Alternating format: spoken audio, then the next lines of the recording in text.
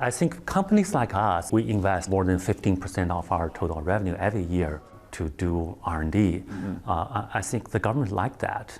And in the meanwhile, I think antitrust is also good for innovation.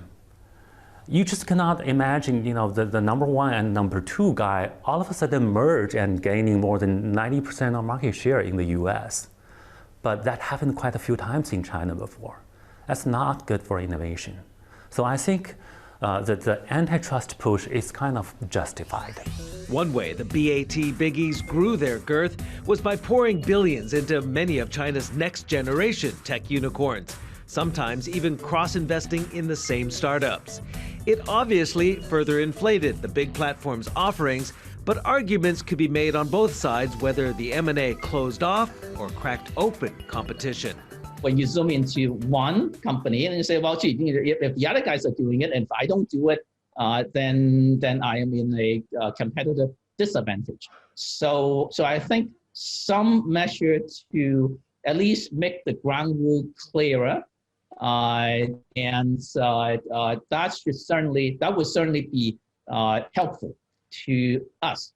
Us meaning VCs who invest into early stage technology companies, quite frankly, with a goal of using new technologies and new business model to possibly disrupt some of these big companies. More competition might be helpful to the perception of Alibaba, and that's growing. We see that with Pinduoduo, we see it with JD, we also see it with these streaming sites. That if you have all this traffic on the TikToks of China, including Douyin and Kuaishou, that you actually see a real opportunity for these companies eventually to make a dent in e-commerce.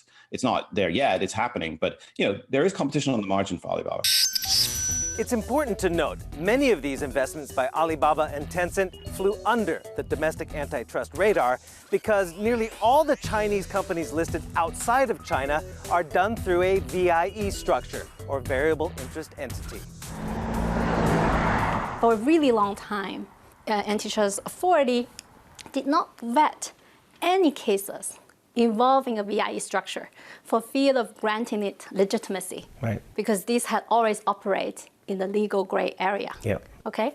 And as a result of that, you see, the duopoly that you just mentioned, Alibaba and Tencent have made hundreds of acquisitions without making any notification to the antitrust authority. The authority is sending a signal and make it very clear that VIE cases will no longer be exempted. They are going to scrutinize those deals. Although some may say this might be a little bit too late.